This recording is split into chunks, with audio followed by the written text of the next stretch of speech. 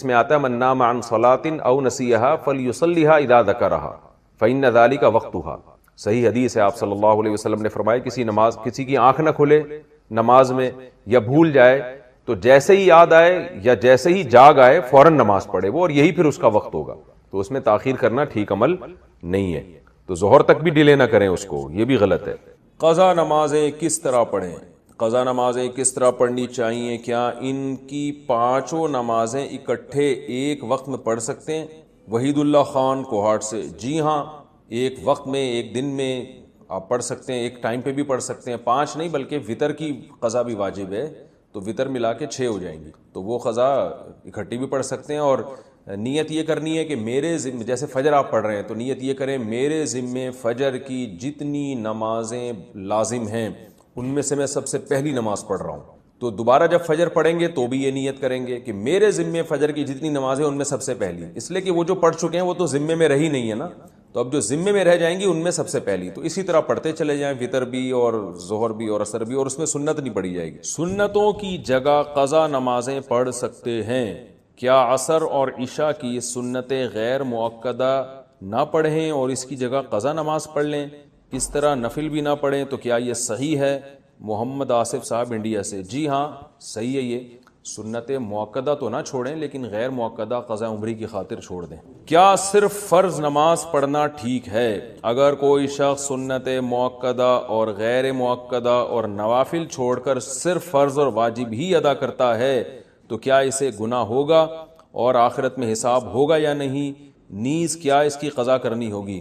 دیکھیں، نوافل چھوڑ دیتا ہے یا سنت غیر مؤکدہ چھوڑ دیتا ہے تو کوئی گناہ نہیں ہے، لیکن اگر صرف سنت یعنی فرائض پہ اکتفا کرتا ہے اور سنت مؤکدہ کبھی بھی نہیں پڑھتا تو پھر یہ گناہ گار ہے، کیونکہ سنت مؤکدہ کو ہمیشہ کے لیے ترک کر دینا علماء کہتے ہیں اس میں گناہ کا خطرہ ہے اور یہ شخص قابل ملامت ہے، کیونکہ سنت مؤکدہ یہی ہے جس کی تاکید بہت زیادہ ہے. جیسے فجر کی 2 سنتیں آپ صلی اللہ علیہ وسلم ہمیشہ پڑھا کرتے تھے، حتیٰ کہ فجر کی سنتیں سفر میں بھی نہیں چھوڑی آپ صلی اللہ علیہ وسلم نے.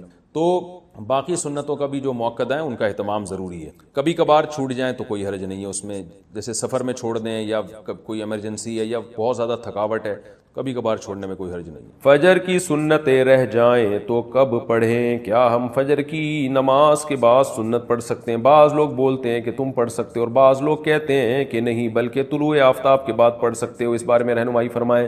عاصم نصیر کشمیر سے. یہ مسئلہ علماء کے مابین اختلافی ہے. امام احمد بن حنبل، امام شافعی کے نزدیک جائز ہے کہ فجر کی فرض نماز کے فوراً بعد آپ سنتیں پڑھ لیں، لیکن امام حنیفہ رحمہ اللہ تعالیٰ کے نزدیک فوراً بعد نہیں بلکہ اشراق کے وقت آپ پڑھیں، اور یہ عبداللہ بن عمر سے ثابت بھی ہے عملاً کہ، اور یہ جو حدیث میں آتا ہے کہ نماز کے بعد سنتیں پڑھی جائیں تو احناف کے ہاں اس کا مطلب یہی ہے کہ نماز کے بعد اس وقت جب مکروہ وقت گزر جائے اور وہ اشراق کے وقت گزر چکا ہوتا ہے، کیونکہ فجر کی نماز کے بعد نوافل نہیں ہے تو اس لیے، اور صحابہ سے بھی منقول ہے. تو کسی وقت میں انشاءاللہ پورے ریفرنس کے ساتھ اس پہ دلائل ریکارڈ کروا دوں گا. ابھی تو صرف سائل نے جتنی بات پوچھی ہے تو صرف ٹو دا پوائنٹ اسی بات کا جواب دے رہا ہوں کہ فقہ حنفی میں یہی ہے کہ آپ اشراق کے وقت پڑھیں، فوراً بعد نہ پڑھیں. باقی اگر کوئی فجر کے فوراً بعد پڑھ رہا ہے، وہ فقہ حنفی کو فالو نہیں کرتا تو اس کو پڑھنے دیں، اس میں پھڈے بازی والی بات نہیں ہے. آپ اس پر عمل کریں کہ ایک مسلک کو فالو کرنا چاہیے، دوسرے پہ طعن و تشنیع نہیں کرنی چاہیے. یہ اسلاف کا طریقہ تھا اور یہی طریقہ اس امت میں ایک ایسا طریقہ ہے جس سے امت اختلاف سے بچ سکتی ہے. اپنے دلائل دوسرے پر تھوپنا اور یہ کہنا کہ میں صحیح ہوں تم غلط ہو، اس سے امت میں اتحاد پیدا نہیں ہوگا. اتحاد اسی سے ہوگا کہ آپ ایک مسلک پہ اگر عمل کر رہے ہیں تو آپ اس پر عمل کریں، دوسرے کو آپ برا بلا نہ کہیں. تو حنفیہ کا اس بارے میں 2 ٹوک اور واضح موقف ہے، اور یہ آثار صحابہ سے بھی ثابت ہے کہ فجر کی آپ کی 2 سنت اگر چھوٹ جائیں تو فوراً بعد نہ پڑھی جائیں بلکہ اشراق کے وقت میں پڑھی جائیں. اور یہ اشراق کے وقت میں پڑھنا افضل ہے، کوئی لازم نہیں ہے، بہتر ہے کہ اس کو پڑھ لیا جائے. فجر میں الارم نہیں بجا تو قضا کا گناہ ہوگا؟ اگر کوئی فجر کا وقت ختم ہونے کے 45 منٹ بعد فجر کی نیت سے جاگا اور اٹھ کر موبائل دیکھا کہ الارم کیوں نہیں بجا، پھر وضو کر کے فرض نماز کی قضا کی، کیا اسے بھی قضا کرنے کا گناہ ملے گا یا پھر یہ معاف سمجھا جائے گا؟ عارف شیخ انڈیا سے. عارف شیخ صاحب، اگر پورا انتظام اس نے فجر میں اٹھنے کا کیا تھا پھر بھی بیچارے کی آنکھ نہیں کھلی تو پھر کیوں گناہ ملے گا؟ حدیث میں آتا ہے کہ لیس فی النوم التفریط فی الیقظہ. آپ صلی اللہ علیہ وسلم نے فرمایا کہ سوندے میں کوتاہی نہیں ہے. کوئی آدمی اگر سو جائے اور آنکھ نہ کھلے، خود آپ صلی اللہ علیہ وسلم کے ساتھ ایسا ہوا صحیح بخاری میں کہ اس کو آپ صلی اللہ علیہ وسلم کی آنکھ نہیں کھلی، کیونکہ حضرت بلال جنہوں نے جگانا تھا ان کی آنکھ نہیں کھلی، تو حضرت بلال کی جب سورج کی کرنیں آپ کے چہرے پر پڑی ہیں تو حضرت بلال کی آنکھ کھلی، تو آپ نے سب کو اٹھایا. تو پورا انتظام آپ جاگنے کا کر کے سوئے، پھر بھی آنکھ نہیں کھلی تو وہ معاف ہے. آپ صلی اللہ علیہ وسلم نے فرمایا کہ من نام عن صلاۃ او نسیھا فلیصلیھا اذا ذکرھا، کہ جو آدمی نماز سے سو جائے یا بھول جائے تو جیسی یاد آئے اس وقت پڑھ لے، جیسی جاگ آئے اس وقت پڑھ لے. تو اس کا مطلب انسان کے ساتھ یہ ہو سکتا ہے کہ آنکھ نہ کھلے اس کی. قضا نماز کی جہنم میں کیا سزا ہے؟ قضا نماز ہونے پر 88 کروڑ سال دوزخ میں رہنے کی سزا بیان کی جاتی ہے. کیا اس تعداد کا ذکر قرآن مجید میں کہیں آیا ہے؟ برائے مہربانی اس بارے میں بتا دیں. ذیشان خان پشاور سے. ایسی کوئی متعین مدت نہ قرآن میں ہے نہ کسی مستند حدیث میں ہے کہ 88 کروڑ سال. ہاں یہ ضرور ہے کہ اسلام میں نماز قضا کرنے سے بڑا گناہ کوئی ہے نہیں، شاعر اسلام میں سے، اسلام کی علامت میں سے. تو جہنم میں شرک کے بعد اگر سب سے بڑی سزا کسی کو دی جائے گی نا تو وہ بے نمازی کو دی جائے گی. حقوق العباد میں قاتل کو، حقوق العباد میں سب سے بڑی سزا قرآن نے جو بیان کی ہے وہ قاتل کے بیان کی ہے، کیونکہ جس نے انسانی زندگی، انسان سے اس کی زندگی کا حق چھینا ہے. اور حقوق اللہ میں شرک کے بعد جو سب سے بڑا جرم ہے اسلام میں وہ ہے نماز کا قضا کر دینا. تو سب سے بڑی سزا نمازی ہی، بے نمازی ہی کو ملے گی اور قاتل کو ملے گی. اب کتنی ہے اس کے میں نے بتایا کہ کوئی ہمیں نہیں ملتا کہ اتنے سال رہے گا. یہ ہے کہ بہت عرصہ رہے گا جہنم میں. جہنم میں تو بھائی تھوڑے دن بھی، تھوڑے دن کی سزا، تھوڑے ٹائم کی سزا بھی بہت سخت ہے. اللہ نے بہت سخت آگ رکھی ہے. تو آپ سوچیں کہ بد نظری کرنا، بولو نا، حرام، اسے سکون نہیں ملے گا. بد نظری کر کے یہ دماغ سے نکال دو. ایک آدمی کہتا ہے میں جب کوئی لڑکی جا رہی ہے اس کو دیکھتا ہوں سکون ملتا ہے. ایسے ہی جیسے چرسی کو کس سے سکون ملتا ہے؟ چرس، وہ ڈپریشن بڑھتی ہے. لوگ سمجھتے ہیں جو کافی ہے نا، چائے کی کثرت اور کافی، اس سے سکون ملتا ہے. آپ کسی ڈاکٹر سے پوچھیں یہ ڈپریشن پیدا کرنے والی چیزیں ہیں، یہ سکون والی چیزیں نہیں ہیں. لوگ صبح شام چڑھا رہے ہیں نا کافیوں پہ کافیاں، چائے پہ چائے. زیادہ تر جذباتی یہی لوگ ہوتے ہیں، ایک دم ہائپر ہو جاتے ہیں بات بات پہ. آپ نے دیکھا ہوگا. تو عادت، غلط چیز کی عادت ڈال دی نا. جو نہیں پیتے وہ تمیز سے بیٹھے ہوتے ہیں. میں نہیں کہہ رہا نہیں پیئیں، وہ پیئیں نہ پیئیں وہ آپ کی مرضی، لیکن یہ جو ٹھرکی بن جاتے ہیں نا صبح شام کافیوں اور چایوں کے، یہ ڈپریشن کے مریض ہوتے ہیں. ان کو ہر وقت چاہیے، تھوڑی دیر کے لیے نہیں ملی تو ان کی کھوپڑی آؤٹ ہوتی ہے. یہ ڈپریشن ہے نا. اسی طرح لوگ سمجھتے ہیں سگریٹ پینے سے ٹینشن ختم ہوتی ہے. بھائی سگریٹ پینے سے ٹینشن ختم نہیں ہوتی، سگریٹ پینے سے ٹینشن بڑھتی ہے. ورنہ سگریٹ پینے والوں کے بہت اچھے اخلاق ہوتے ہیں اگر اس سے ٹینشن ختم ہوتی. اور اوپر چلتے ہیں، چائے سے شروع کیا ہم نے، اوپر تھوڑا کافی تگڑی ہو گئی، اس کے بعد کس کا نمبر آتا ہے ٹینشن ختم کرنے میں؟ سگریٹ کا. بالکل ختم، حالانکہ ختم نہیں ہوتی. اس سے ٹینشن کیا ہوتی ہے؟ بولو، بڑھتی ہے. ڈاکٹر سے پوچھ لیں آپ. ڈپریشن کی چیزیں ہیں یہ، عادت ڈال دی آپ نے اپنے دماغ کو. اسی سے خوب اچھی طرح سمجھ لو یہ سب شریعت ان کو کی حوصلہ افزائی کرتی ہے سگریٹ مگریٹ کی. بعض علماء کہتے ہیں حرام ہے، بعض کہتے ہیں مکروہ ہے. ثواب کوئی بھی نہیں کہتا. کہ کوئی فقہ ایسا ہو کہ جس میں کوئی مکتبہ فکر ایسا ہو کہ جی اشراق کا ثواب ملے گا 2 سٹے لگانے پہ، آپ کہیں بھی نہیں ہے. تو یاد رکھو جیسے انسان سگریٹ کا عادی ہوتا ہے، چرس کا عادی. اب اوپر چلے جاؤ، چرسی زیادہ غصے میں ہوتے ہیں. اوپر جاؤ، ہیروئن ہے. ہیروئن والا دیکھا آپ نے سکون میں جب پی رہا ہوتا ہے اس وقت ہوتا ہے سکون میں، اس کے بعد وہ سکون میں نہیں ہوتا. تو یہ عجیب بات ہے کہ ہیروئن اور چرس تو سمجھ میں آ رہی ہے کہ ڈپریشن کا ذریعہ ہے، لوگ بچاتے ہیں اپنے آپ کو. خوب سمجھ لیں، نشہ جیسے کوئی مادی چیز آپ نشے کے طور پہ لیتے ہیں، ایسے ہی کچھ عادتیں ایسی ہیں جو نشہ بن جاتی ہیں. تو وہ کام کرنے سے ان کے بھی نشہ ہوتا ہے. تو جیسے نشے والی چیزیں کھانے سے ٹینشن ڈپریشن بڑھتی ہے، ایسے ہی ان عادتوں میں پڑنے سے سکون نہیں ملتا، بلکہ ڈپریشن پیدا ہوتی ہے اور بڑھنا شروع ہوتی ہے. جو انٹرنیٹ پہ فحش فلمیں دیکھنے کے عادی ہو گئے، ٹینشن ختم نہیں ہوگی، ٹینشن بڑھے گی. جن کو بد نظری کی عادت پڑ گئی، ٹینشن ختم نہیں ہونے والی، ٹینشن بڑھے گی. جو بدکاری اور زنا کا عادی ہو گیا، ٹینشن ختم نہیں ہونے والی، ٹینشن بڑھے گی. یہ جانور نہیں ہے، یہ انسان ہے. جانور کی صلاحیتیں، خواہشات محدود، انسان کی محدود نہیں ہے. انسان ذہین ہے، وہ خود سے خواہشات کو اس کا دماغ جنم دیتا رہتا ہے. ما قضى احد منها لبانته ولن انتهى عرب الا الى عربی. متنبی نے کہا کہ انسان جب بھی اس کی ایک خواہش پوری ہوئی ہے، وہ ایک خواہش پوری ہونے کے بعد ہزاروں انڈے بچے دے کے جاتی ہے. آپ سمجھتے ہیں کہ یہیں بریکیں لگ جائیں گی، نہ نہ، وہ اس سے آگے کا سوچنا شروع کرتا ہے. شراب پینے والوں کو آپ نے دیکھا ہے، نارمل بہت ایک دم بہترین لائف گزر رہی ہے ان کی، وہ زیادہ ڈپریشن کے مریض ہوتے ہیں. جو نہیں پیتے وہ آرام سے بیٹھے ہوتے ہیں. تو اسی طرح خوب اچھی طرح سمجھ لیں کہ نفسیاتی طور پر انسان جن برائیوں کا عادی ہوتا ہے، وہ برائیاں بھی ٹینشن ختم کرنے کے بجائے ٹینشن کو بڑھاتی. اسی میں ایک موسیقی بھی ہے. موسیقی انسان سنتا ہے، بڑا مزہ آتا ہے، کہتا ہے یہ مولویوں نے خام خواہ میں موسیقی اور میوزک کو ناجائز کہا ہوا ہے، یار اس سے ٹینشن کیا ہو رہی ہے، ختم، ایسا مزہ آ رہا ہے، تھرکنے کا دل کر رہا ہے میرے بھائی. کب تک تھرکے گا، کب تک ہلے گا؟ تھوڑی دیر میں اس کا مزہ کیا ہونے والا ہے، ختم. اب پھر اس سے اوپر کی چیز چاہیے تجھے. ابھی تو لوگ بتاتے ہیں گانا 3 دفعہ سن لیا، اب مزہ نہیں آ رہا، دوسرا لگا گانا. بسوں میں ہم جاتے تھے نا، ڈرائیور سے کہتے تھے بھائی یہ والا ہی لگا رہا ہے، کوئی اور لگا نا. پھر کوئی اور لگایا، پھر کوئی اور لگایا، اس کے بعد دماغ کیا ہو گیا، عادی. اب اس کو ٹینشن ختم کرنے کے لیے پھر میوزک چاہیے، پھر میوزک چاہیے اس. یہ جو نائٹ کلبوں میں جانے والے، میوزیکل شو میں جانے والے، ان کو ٹھڑک ہو جاتی ہے، نہیں جائیں ان کا دماغ خراب ہونا شروع ہوتا ہے. بھائی اپنے آپ کو روک لیتے یار اس برائی سے، ویسے ہی سکون دے دیتا اللہ تعالیٰ. ایک بات میں بتاؤں، یہ جو دنیا دار لوگ ہیں مولویوں کی لائف بورنگ ہوتی ہے، بورنگ. یہ آپ کو لگتی ہے، ہوتی نہیں ہے. خدا کی قسم جتنی مزے کی زندگی مولانا ٹائپ کے لوگ گزارتے ہیں نا، آپ تصور نہیں کر سکتے.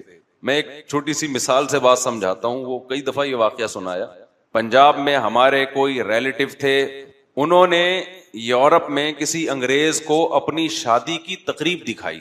اس میں دکھایا کہ وہ لوگ ناچ رہے ہیں شادی میں، نا بھنگڑے ڈلتے ہیں نا شادیوں میں. تو اس گورے نے کہا کہ یہ سب نے پی بھی ہے. اس نے کہا انسان کا بچہ بنوئے، ہم لوگ مسلمان ہیں، ٹھیک ہے یہ ناچنا بھی غلط ہے، لیکن اب 27ویں رات کو توبہ کر لیں گے یہ، لیکن اتنے نہیں ہے کہ ہم کیا کریں. تو ڈانس ماسک کر رہے ہیں، غلط کر رہے ہیں، لیکن یہ کہ اب شادی میں ہے کر رہے ہیں، لیکن اتنے نہیں ہے کہ ہم پینا شروع کر دیں. کہتے ہیں اس انگریز نے بولا کہ یار یہ اتنا بغیر پیے اتنا خوش کیسے نظر آ رہے ہیں ہمیں، ایسے سب کے چہروں پہ کلکلاہٹ، کوئی ادھر کلابازی کھا رہا ہے، کوئی ادھر کھا رہا ہے کلابازی اور ناچ رہا ہے، حالانکہ اس کی ہو بھی نہیں رہی، دوسرے کی شادی میں ناچ رہا ہے. انگریز اپنی شادی میں نہیں ناچتے بھائی، کیونکہ ان کو اپنی شادی کی بھی خوشی نہیں ہوتی. اس کی وجہ یہ ہے کہ وہ بالغ ہوتے ہی عادی ہو چکے ہوتے ہیں. وہ کہتے ہیں چلو میوچل انڈرسٹینڈنگ سے بچے بھی ہو گئے، شادی بھی کر لیتے ہیں، اور پھر ان کو کچھ کرنا بھی نہیں ہے نا شادی میں. بچے تمبو لگا رہے ہوتے ہیں ان کے شادی میں، خود تو کچھ کرنا ہی نہیں ہے. ہمارے یہاں دیکھو ابھی ہمارا بھانجا ہے، اس کی شادی ہونے والی ہے، وہی نہیں یہاں پاگل کیا ہوا ہے ہمیں بھی سب کو، جلدی کرو جلدی کرو، دماغ کھایا ہوا ہے اس میں. تو پٹنے والا ہے. میں سوچ رہا ہوں پکڑ کے کوڑ دوں کہ میرے بیانات کا لگتا ہے پورا اکیلے کا سارا اثر اس اکیلے پہ ہی آیا ہوا ہے. آرام سے بیٹھ جائے، جب ٹائم ہے دیا ہوا ہے اس پہ کر دیں گے. اور میرے ہاتھ میں تھوڑی ہے، جہاں رشتہ ہوا ہے ان کو جا کے پکڑ بھائی. مجھے کہہ رہا ہے بیان کرو، بیان جلدی جلدی جلدی شادی پہ بیان. انگریز میں یہ جذبات بولو نہیں ہوئی. پھر جب اس جذبے کے ساتھ شادی ہوتی ہے تو بیوی سے ٹوٹ کے محبت بھی ہوگی کہ نہیں ہوگی؟ اور کیا چاہیے یار، گھر میں بیوی سے عشق جیسی محبت ہو تو سکون آ گیا نا زندگی میں. گوروں کو یہ محبت نہیں ہوتی. اتنی عورتوں کو ٹرائی کر چکے ہوتے ہیں کہ چلو یہ بھی ٹھیک ہے، اور نہ عورت کو ہوتی ہے اپنے میاں سے، وہ کمپیئر کر رہی ہوتی ہے کہ ٹھیک ہے مناسب ہے، باقی زندگی میں بہت مرد آئے ہیں تو یہ بھی ٹھیک ہے، اچھا ہے. تو گھروں میں محبتیں نہیں ہیں بھائی. انسان کو سکون کے لیے پیسہ، صرف پیسہ نہیں چاہیے. وہ ہے نا سب کچھ پیسہ نہیں ہوتا، ایک موٹیویشنل اسپیکر نے کہا سب کچھ پیسہ نہیں ہوتا. نیچے کسی نے لکھا یہ بتانے کہ یہ 1 لاکھ روپے لیتا ہے. سب کچھ یاد رکھو، اہل اللہ کی صحبت میں ٹائم گزارو، اللہ والوں کی صحبت میں، تمہیں پتہ چلے گا کہ جو وہ زبان سے کہہ رہے ہیں خود بھی ان کا اس پر عمل ہے، پھر موٹیویشن ملتی ہے. صحابہ نے نبی کی صحبت میں وقت گزارا کہ نبی جتنی صدقات و خیرات کی ترغیب دیتے ہیں خود اس سے زیادہ اس پر عمل کرتے ہیں. نبی نے یتیم بچوں کو پالنے کا حکم دیا، ترغیب دی، خود بھی یتیموں کو پالا آپ نے. حضرت ام سلمہ کے یتیم بچے نبی کی کسٹڈی میں پلے ہیں، حالانکہ گھر میں 40 دن چولہا نہیں جل رہا کھانے کے لیے، لیکن بیوہ سے شادی بھی ہو رہی ہے اور اس کے یتیم بچوں کو بھی پالا جا رہا ہے. مالداروں کے لیے ایک بہت بڑی عبرت کی بات ہے یا نہیں کہ تم کہتے ہو اس ایکچولی اس تنخواہ میں کہاں سے گزارا ہو سکتا ہے. 40 دن چولہا نہیں جل رہا گھر میں, کچھ جلانے کے لیے کچھ ہے ہی نہیں نا, کھانے کے لیے کچھ ہے ہی نہیں, کھجور پہ گزارا ہو رہا ہے, اور نکاح بھی ہو رہے ہیں, شادیاں بھی ہو رہی ہیں, بچے بھی پال رہے ہیں, پیدا بھی ہو رہے ہیں, دوسروں کو ترغیب بھی دے رہے ہیں کہ ایسی عورت سے نکاح کرو جو تمہیں کثرت سے اولاد دے اور تم سے محبت کرے, اور ایسے موقع پہ کہہ رہے ہیں جب صحابہ کے پاس کھانے کے لیے کچھ بھی نہیں ہے, غربت ہے. توکل سکھایا جا رہا ہے تو صحابہ نے کیا توکل, کیوں؟ وہ دیکھ رہے ہیں کہ ہمارے نبی بھی توکل کر رہے ہیں. ایک آدمی آپ کو ایک بات بتاتا ہے کہ اچھا انسان بن کے زندگی گزارو, پیسے پہ کبھی توجہ نہ کرو, لا 50,000 روپے دے, میں نے تجھے اتنی اچھی بات بتائی ہے, نہیں دے گا میں یہ کر دوں گا, میں یوں کر دوں گا. تو بات کہاں سے کہاں چلی گئی یار, گچی پکڑ کے رکھا کرو. ہاں میں یہ عرض کر رہا تھا کہ وہ اس گورے نے بتایا کہ یہ کیا کر رہے ہیں بھائی, ناچ رہے ہیں. پنجاب کے لوگ نا بڑے مستائبے بھی ہوتے ہیں, معذرت کے ساتھ, کو پنجاب والے نا خوراکیں ٹائٹ ہے نا, صحت اچھی ہے تو تھوڑے سے ویسے بھی بغیر وجہ کے بھی تھوڑا تھوڑا وہ میں نے دیکھا ہے کہ خوشی میں ہل رہے ہوتے ہیں. تمیز سے بیٹھنا ذرا ان کے لیے مشکل کام ہوتا ہے. تو اب کیا تھا کہ گورے نے کہا انہوں نے پیوی نہیں, اس نے کہا نہیں, اس نے کہا یار یہ بغیر پیے اتنے خوش کیسے ہیں, اتنا خوش ناچ رہے ہیں حالانکہ پیوی نہیں ہے انہوں نے. تو میں نے کہا کہ اب تب دوبارہ اس گورے سے ملاقات ہونا تو اس سے کہنا کہ آپ کو اس پہ تعجب ہوا اور ہو رہا ہے کہ یہ بغیر پیے خوش کیسے ہیں اور ناچ رہے ہیں. ان کو بتاؤ ہمارے ایک بہت بڑا طبقہ ایسا ہے جو پینا تو دور کی بات, بغیر ناچے خوش ہے. وہ آئی بات سمجھے, اس کو خوش رہنے کے لیے ناچنے کی بھی ضرورت نہیں ہے, کیونکہ اس پہ بھی دنیا حیران ہوتی ہے یار یہ انٹرٹینمنٹ ان لائف میں بورنگ لائف, نہ ناچ رہے ہیں شادیوں میں, نہ کلابازیاں کھا رہے ہیں, نہ پی رہے ہیں, کیا خیال ہے, نہ بحریہ ٹاؤن میں ان کے پلاٹ ہیں پھر بھی خوش ہیں یار, مہنگائی بڑھ رہی ہے پھر بھی خوش ہیں. ایک ٹینشن ہوتی ہے آدمی کو کہ خود تو خوش ہوتا ہے, بیگم خوش رہنے نہیں دیتی مہنگائی میں. اس کا بھی حل اللہ نے بتایا ہے, وہ کبھی چھاؤں میں ملیں تو بتاؤں گا انشاءاللہ, وہ اوپنلی نہیں بتا سکتا میں. تو ایک ٹینشن وہ ہوتی ہے جو اللہ کی طرف سے ہوتی ہے, وہ غم ہر ایک کو ملتا ہے, مل سکتا ہے, اللہ ہم سب کو بچا کے رکھے. آج کل کی جو پریشانیاں ہیں نا یہ اللہ کی طرف سے نہیں ہے, یہ انسان نے خود. اب دیکھو جو ہیروئن کا اپنے آپ کو عادی بنا لے اور پھر جب نہ ملے تو ڈپریشن میں جائے, یہ ٹینشن اللہ کی طرف سے, یہ اس کی اپنی پیدا کرتا ہے, تو اپنی پیدا کرتا ہے. پھر یہ کہتا ہے یہ پتہ نہیں مولوی لوگ ہیروئن کو حرام کیوں بولتے ہیں, اتنی ضروری ہے, یہ نہ ملے تو جسم ٹوٹنے لگتا ہے. او بھائی یہ مولوی لوگ حرام نہیں بولتے, اللہ نے حرام بولا ہے اس کو, اور اسی وجہ سے بولا ہے کہ یہ حال ہوگا تیرا. تو خوب سمجھ لو یہ جو عیاشی کے راستے ہیں, میوزیکل شو, میوزک, ڈرامے, فلمیں, انٹرٹینمنٹ, یہ وہ انٹرٹینمنٹ ہے جو آپ کی خوشیاں آپ سے چھین لیتی ہے. اکثر گلوکار اور میوزیشین جو ہیں ڈپریشن اور اسٹریس کے مریض ہوتے ہیں, اسٹریس میں ہوتے ہیں, اکثر ڈپریشن کے مریض ہوتے ہیں. اسٹیج پہ ان کی چہروں کی مسکراہٹوں کو مت دیکھا کرو, تکلفات ہیں. آپ سمجھتے ہو کہ جی وہ اتنا مسکرا رہے ہیں اور اتنا نائس ٹو میٹ یو اس ٹائپ کے الفاظ استعمال کر رہے ہیں تو بہت خوش ہیں. او بھائی یہ اسٹیج پہ ہے, خوش کس بات کا خوش ہے, سارا دن گانا سنتا رہے گا کیا ہو گیا بھائی. جیسے ہیروئن والا خوش تو ہوتا ہے نا, جب پی کے آتا ہے تو کتنا اچھا مزہ آ رہا ہے, وہ اپنی خوشی دینے کو تیار نہیں ہوتا, تو کیا سارا دن پیتا رہے گا یہ, ایسے ہی کیا سارا دن موسیقی سنتے رہو گے. تو آپ اپنے آپ کو مصنوعی خوشی کا عادی کیوں بناتے ہو. تو ایک کام یہ کرنا ہے کہ گناہ کے قریب بولو نہیں جانا, اپنی خواہشات کو ذبح کرنا ہے, گردن کاٹنی ہے اپنی خواہشات کی. اس سے وقتی غم ملے گا لیکن یہ غم اللہ کے لیے ہے, یہ بہت ساری خوشیاں جنم دے کے جائے گا. دوسرا کام کیا کرنا ہے, اپنے آپ کو عبادت کا عادی بنانا ہے. اللہ کی محبت انسان کے دل میں عبادت سے پیدا ہوتی ہے, عبادت سے بھاگنے سے پیدا نہیں ہوتی. اور اللہ کی محبت ہر سکون کی بنیاد ہے. ایسی مزے کی زندگی اللہ دیتے ہیں جس کے دل میں کس کی محبت پیدا ہو جائے, اللہ کی. فَلَنُحْيِيَنَّهُ حَيَاتًا طَيِّبًا, قرآن کہہ رہے میں اس کو زندگی دوں گا مرغوب اور پاکیزہ.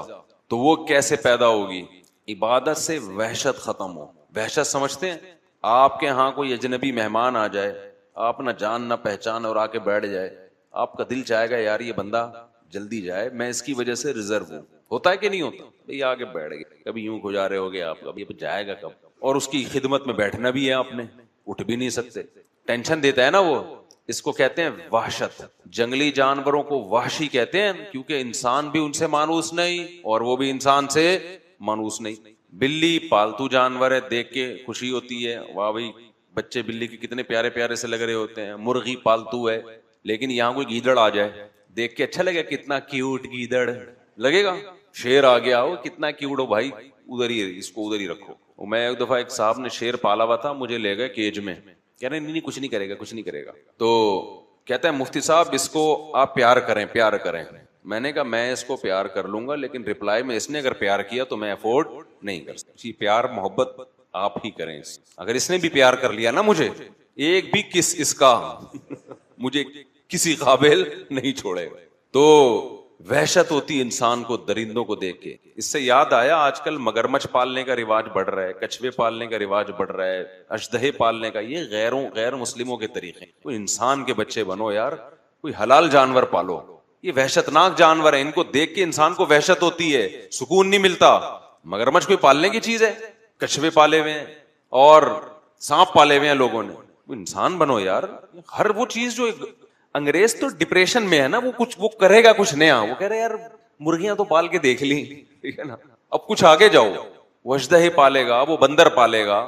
آپ بچے پالو, اور کیا پالو, آپ جانور پالنا ہے, حلال جانور پالو.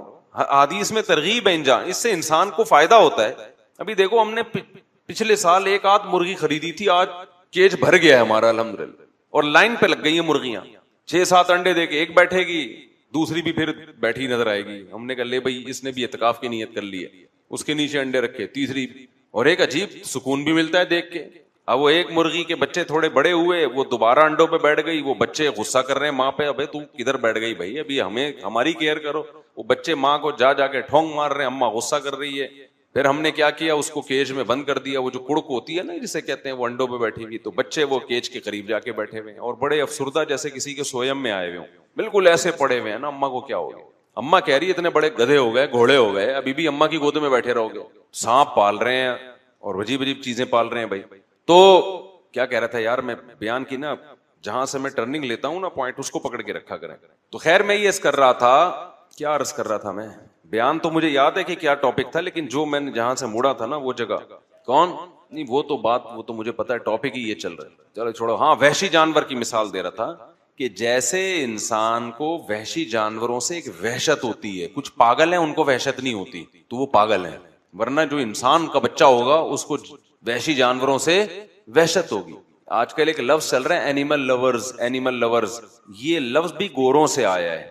اسلام میں جانوروں پہ رحم کرنے کا حکم ہے. اتنا فری کرا لینا جانوروں کو کہ انسانوں پہ جانوروں کو ترجیح دینا شروع کر دیں, اس کی اسلام میں اجازت نہیں ہے. سب سے پہلے جو پالنے کی چیز ہے نا وہ اپنے بچے ہیں, وہی نہیں پیدا کر رہے تم, تمہاری زندگیوں سے سکون چھن جائے گا. بچے پالو اپنے, ان سے محبت ملے گی, گھر میں ایک سکون اور اطمینان ہوگا ان سے, وہ تمہارا دست و بازو بنیں گے. ان میں کیسے کیسے لوگ پیدا ہوں گے. ہم تو آخرت کو مانتے ہیں, گورا آخرت کو نہیں مانتا. یہ آخرت کا ذخیرہ بنیں گے.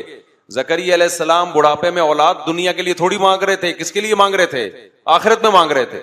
ورنہ بڑھاپے میں کیا انسان کہے گا میں چھوٹے بچے کو کیسے پالوں گا. تو وحشت ہوتی ہے نا انسان کو جنگلی جانوروں سے. تو اس سے میں وحشت کا لفظ سمجھانا چاہ رہا تھا کہ وحشی کسے کہتے ہیں, وحشت کسے کہتے ہیں. تو اسی طرح بعض لوگوں کو اللہ سے وحشت ہے. کس سے وحشت ہے؟ نماز نہیں پڑھی جاتی. ایسے لگتا ہے جیسے آپ کے پاس کسی شیر کو لے جا کے بٹھا دو نا, تو جتنی دیر وہ شیر بیٹھا رہے گا آپ کس میں رہو گے؟ ٹینشن میں, کیونکہ وحشی جانور ہے. ایسے ہی بعض لوگ مسجد میں آ کے بیٹھ گئے تو جتنی دیر بیٹھے رہیں گے ان کو کیا رہے گی؟ ٹینشن. یار کدھر آ کے پھنس گئے ہم.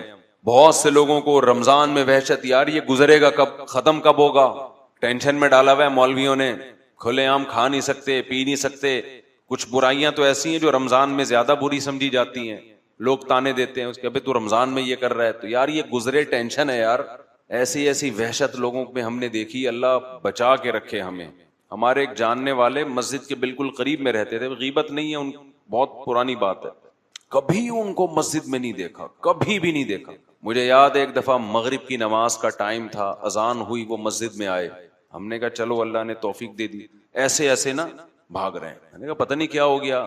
پتا چلا جی کسی کو دیکھنے آئے تھے کہ وہ مسجد میں تو نہیں ہے. اور اتنی دیر بھی ایسا لگ رہا تھا جیسے یہ ڈپریشن میں. جماعت کھڑی ہوئی اور وہ مسجد سے شارٹ. یار اب تو آ ہی گئے ہو, اب تو پڑھ لو. اتنی وحشت. ایک صاحب نے خود بتایا مسجد کے پڑوس میں رہتے تھے کہ میں مسجد میں جاتا ہوں مجھے بہت سخت وحشت ہونا شروع ہو جاتی ہے. اور ان لوگوں کا بڑھاپا بڑا ڈینجرس ہوتا ہے. بڑھاپے میں ان کی مسجد سے اور نماز سے وحشت کم ہونے کے بجائے بڑھ جاتی ہے, کیونکہ بڑھاپے میں کوئی بھی آپ کے اندر کوالٹی ہے, یا بیڈ کوالٹی ہو یا اچھی کوالٹی ہو, وہ کم ہونے کے بجائے اچھی کوالٹی بڑھے گی, بیڈ کوالٹی اور زیادہ بری ہو جائے گی. بڑھاپے کی عادت ہے کہ وہ آپ کے جو جیسے جوانی میں تھے نا اس چیز کو بڑھا دے گا. تو میرے بھائی ابھی یہ وحشت ختم کرنے کا ٹائم ہے, سمجھ رہے ہیں؟ اللہ سے جو وحشت ہو چکی ہے اس کو ابھی بولو نا ختم کرنا ہے, دوستی لگانی ہے. کتنے لوگ ہیں جو کچھ نہ ہو تو چلو رمضان میں آ جاتے ہیں, ختم قرآن میں آ جاتے ہیں نماز پڑھنے, تھوڑی بہت ان کو اللہ سے انسیت ہوتی ہے. لیکن ایسے لوگ بھی ہیں پوری زندگی گزر گئی مسجد سے وحشت ہے ان کو, گھروں میں کبھی اللہ کا نام لینے کی توفیق نہیں ہوئی. تو اگر زندگیوں میں سکون چاہتے ہو تو کچھ ٹینشنیں لینی پڑیں گی. ان ٹینشنوں کے بدلے میں اللہ آپ کو کیا دے گا؟ سکون. وہ ٹینشن کیا ہے؟ ایک تو گناہ سے بچنے کی ٹینشن میں نے بتایا, دوسری عبادت کی ٹینشن. عبادت کی ٹینشن اٹھانی ہے. دل نہیں چاہتا مسجد جانے کو, اللہ کا نام لینے کو, لیکن اللہ اللہ کرنا پڑے گا. سمجھتے ہو؟ دعا مانگنے کو دل نہیں چاہتا مگر ہاتھ اٹھا کے اللہ کے سامنے دعائیں مانگنی پڑیں گی, اللہ سے دوستی ہو جائے. دیکھو جس کام کا دل نہ چاہ رہا ہو اس کو بار بار کرتے رہنے سے اس کا دل چاہنے لگتا ہے. میں اکثر لوگوں کو ایک نسخہ بتاتا ہوں, جن کا نماز میں دل نہیں لگتا ہمت کر کے ایک ہی دفعہ میں 50 رکعتیں پڑھ لیں کھڑے ہو کر. سمجھتے ہو؟ نہیں آ رہی میرا خیال ہے. کیا کر لیں؟ 50 کم کر دی, پہلے 100 بتاتا تھا. 100 رکعتوں کی نیت مانگ لو, ایسی کی تیسی ہے. 100 رکعتیں جب تک ختم نہیں ہوں گی اٹھوں گا, اور تسلی سے پڑھو 100 رکعتیں. آپ 100 کے بجائے 50 کر لیں, زیادہ ہو جائے گا میرا خیال. آپ دیکھیں جب یہ عمل بار بار ہوگا نا تو آہستہ آہستہ نماز میں لذت شروع ہو جائے گی. اللہ کا نام لا الہ الا اللہ ذکر ہے صبح اور شام 100 مرتبہ, اس کی عادت ڈالیں.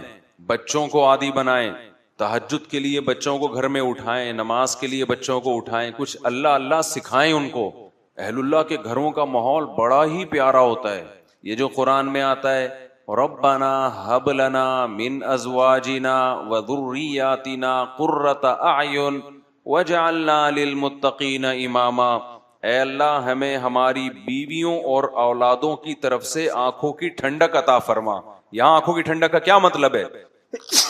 آنکھوں کی ٹھنڈک کا مطلب یہ ہے, الحمدللہ, آنکھوں کی ٹھنڈک کا مطلب یہ ہے کہ ان کو عبادت میں مشغول کر دے. آپ جب گھر میں آؤ, ایک منظر ہے بیگم فلم دیکھ رہی ہے, بچے کیا دیکھ رہے ہیں؟ آ رہا ہے آج کل پب جی کا نام تھوڑا کم ہو گیا, پب جی کھیل رہے ہیں. اس سے آنکھیں ٹھنڈی نہیں ہوں گی. ابے کیا کر رہا ہے, ابے کبھی کتاب بھی لے کے بھی بیٹھ جایا کر. کہتے ہیں نا ماں باپ, ابے ہر وقت ڈرامے دیکھتا رہے گا. بیگم کو فیشن سے ہی فرصت نہیں مل رہی, شاپنگ سے ہی فرصت نہیں مل رہی. اور ایک ہے آپ جب گھر میں آؤ بیگم صاحبہ نے اسکارف لیا ہوا ہو اور قرآن مجید ہاتھ میں ہو اور قرآن مجید کی تلاوت ہو رہی ہو, اور بچے بھی انسان کے بچے بنے ہوئے ہوں, بچیاں مصلے پہ کھڑی چھوٹی چھوٹی دعا مانگ رہی ہوتی ہیں, کتنی اچھی لگتی ہیں. اور آپ کے بیٹے بھی کیا کر رہے ہوں؟ نماز میں لگے ہوئے ہوں, یا کوئی تلاوت کر رہا ہو, کوئی دعا مانگ رہا ہو. تو بتاؤ آنکھیں ٹھنڈی ہوں گی کہ نہیں ہوں گی؟ آج کل یہ آنکھیں ٹھنڈی ہونا یہ جب ہے جب آپ خود بھی یہ کرو گھر میں. تو جو کنوارے ہیں وہ ابھی سے نیت کریں, دیندار لڑکی سے نکاح کرنا ہے اور شادی کے بعد گھر کا ماحول یہ بنانا ہے. اور جن کے ماحول بگڑ چکے ہیں اب ایک دم سے تھوڑی بن جائے گا. گھر جا رہا ہو ارتغل چل رہا ہے, ڈرامے چل رہے ہیں, فلمیں چل رہی ہیں, گھر جاتے ہی آپ نے کہا بیگم ہاتھ میں قرآن, اب مشکل ہے. وہ میں ایک لطیفہ سناتا ہوں نا, 2 بھائیوں کی شادی ہوئی ایک ہی دن میں, 6 مہینے گزر گئے. ایک کی بیوی بہت کنٹرول میں تھی, بڑی فرما بردار, دوسرے کی کنٹرول سے باہر. اس نے اس سے پوچھا ابے تو نے کیسے کنٹرول کیا ہوا ہے؟ اس نے کہا ہم تو شروع میں آئے تو ایسے چنگیز خان بن کے آئے تھے, گلاس سامنے آیا اٹھا کے لات ماری توڑ دیا. ابھی کدھر سامنے رکھا, اسٹائل ہی یہی تھا. بلی نے تھوڑا شور مچایا, گردن مار کے پھینک دی, بہت شور کر رہی ہے, یوں گردن گھمائی تو اس کا روب بیٹھ گیا. اب کہہ رہا ہے اب یہ سب تکلفات کی ضرورت نہیں, اب روب بیٹھ گیا. اس نے کہا چلو یار ہم بھی کرتے ہیں یار. آیا گلاس پڑا ہوا تھا, لات ماری. بیگم نے کہا اب نہیں, پہلے کرنے کی چیزیں تھی, ٹھیک ہے نا, ابھی جو تمہاری اوقات ہے 6 مہینے میں مجھے وہ سمجھ میں آ گئی. تو اب جا کے آپ بہت اچھی نصیحتیں شروع کر دو گے. بیگم آنکھوں کی ٹھنڈک اس میں ہے, تم قرآن لے کے بیٹھا کرو اور بچے ہمارے دعائیں مانگا کریں, گھر میں یہ ٹی وی ڈرامے بند ہو جائیں, تو بیگم کہے گی لگ رہا ہے ابھی تازہ تازہ کوئی بیان سن کے آیا ہے, ہمیں پتا ہے تو کتنے پانی میں. تو ایک دم سے نہیں ہو جاتا, لیکن یہ کرنا پڑے گا آپ کو, ورنہ نسلیں تباہ ہوں گی, بڑھاپا برباد